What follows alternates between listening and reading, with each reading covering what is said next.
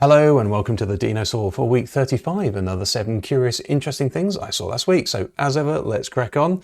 First one is GameNGen, as in number gen, engine, GameNGen. Nicely done, whoever thought that up. This is an AI playing Doom. So it's taught itself how to play Doom, but whilst it's been doing that, it's been training on itself on how it looked when it was actually training itself. So it knows what it looks like, trained a diffusion model that can then generate the images of Doom as well. So then you recall all that backwards. What you've now got is a game engine that is just generating the video in front of where you need to be. So if you tell it to move left, it knows what that looks like. It will generate the video. It looks like a game, it smells like a game, but it's really just generating the video and interacting as well. So the scores go up because it knows what the video needs to look like. It's really interesting. Now, if you imagine the metaverse that we were supposed to have, nobody was really going to make this metaverse because it was going to cost a fortune. If you can train an AI like this just to look at a world, and then you can then walk around the world and interact with the world, that is quite an interesting concept. So well done, very interesting. Didn't know this existed. Turns out this is actually a thing in several markets, but I didn't know. This is Forbidden Peak Brewery in Alaska, and Kia John has designed the new label for it, and it comes with a sticker of a fish, which is brilliant. My daughter saw this. This was on Instagram. I've checked it out, and it's very exciting. Now, as I say, some other companies have done this before. It's whether the entire can sticker can come off, or whether it's just a really cool fish sticker that you can put on your drinking bottle or whatever you want to do. Really interesting. I looked at the other ones, and it was really interesting that they were then saying if you then take the label off, it makes the aluminium can ultimately cleaner to recycle. So it's actually quite a good thing. Lots of other things on Reddit about, well, you're putting a sticker into the environment and it's probably made out of plastics. That's a bad thing. So who knows? But I really like this one. Didn't know these existed, and I like that. This is brilliant. You can rent a spot of sun for 4 minutes at the moment. So this is Reflect Orbital. The Russians have tried this in the 90s, and there was lots of things where they had like a big mirrored satellite going around the world. But this is a startup, and they want to reflect the sun from from space down into the world, ideally onto solar panels. So this is the demo that they've got at the moment. They've got a balloon that went up into the air, and they then focused the obviously went into the air.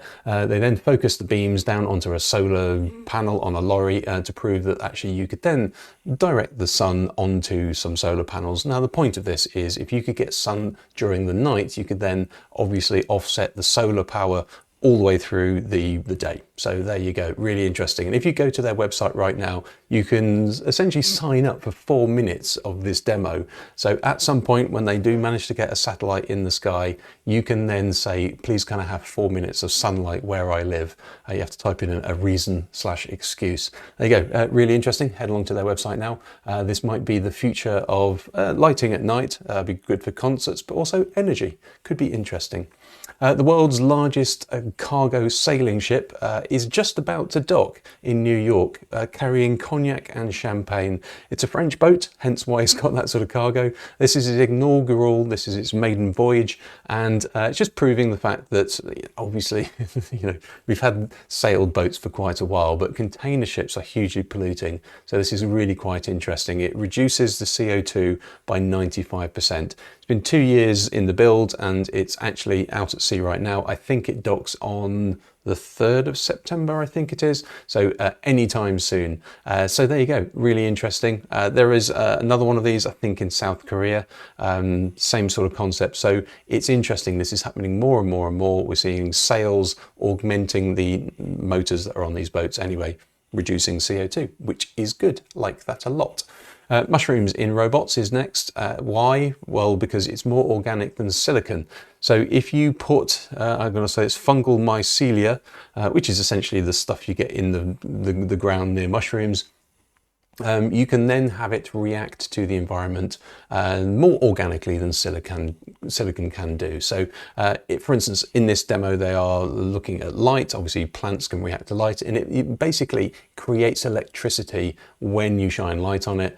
as an organic process, and therefore they're detecting that and making it walk or not walk. So that's interesting. And the whole point of this is you can then possibly detect things like chemicals or chemicals in breath, for instance, and for medical purposes. And also, you know, maybe this is in the soil. It can then detect when there's water, when there's light, when there's the right amount of chemicals, and therefore it releases the fertilizer, whatever it needs to do, or it gets up and it then harvests the crop, whatever it does. But there you go. There's several versions of this robot, one with wheels, one with legs. There you go, using mushrooms as brains, essentially, which is very good. I did my degree in information design, so this is one of those where an AI is coming for my job. This is Napkin AI, and it will do the diagrams for your presentation for you.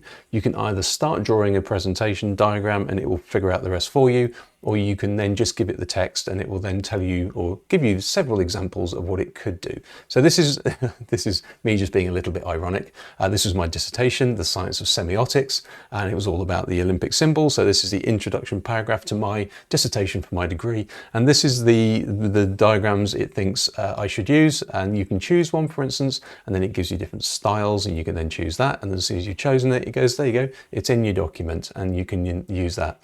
It's free at the moment, it's during beta, so you can actually go and have a look at that. Now, because this is such maybe a nebulous topic, it didn't really do a particularly good job. Maybe if you describe it a little bit easier, then you'll maybe get what you want. But there you go, head along to napkin.ai and put information designers out of a job as well. And finally, there's two stories here. One is it turns out that ChatGPT cannot draw pineapples upside down. If you can figure out how to get ChatGPT to draw a pineapple upside down, please do leave a comment below and tell me how you did it. I can't figure it out. I couldn't even find a pineapple upside down on any licensing sites as well. So there you go. This will have to do. Imagine it's upside down. However, this is really interesting about dating apps, and obviously everybody is dating these days on dating apps, just the way it is. However, there's a whole trend in Spain, specifically in the Mercadona superstores at certain times of the day. If you turn up to the superstore and you put a pineapple upside down, it basically means if you like the look of somebody who's got their pineapple upside down and you've got a pineapple upside down in your cart, it means you're up for a bit of a date. Apparently, if you put some chocolate with it as well, it means you're up for a little bit more than a date, maybe a longer relationship. But there you go. So I just thought it was really interesting, taking back dating from the dating apps. There you go. Interesting. Again, if you can figure out how to do the pineapple upside down, so to speak, not a euphemism, please do let me know. There you go. Hopefully that was interesting. Hopefully it was useful. I'll see you again next week.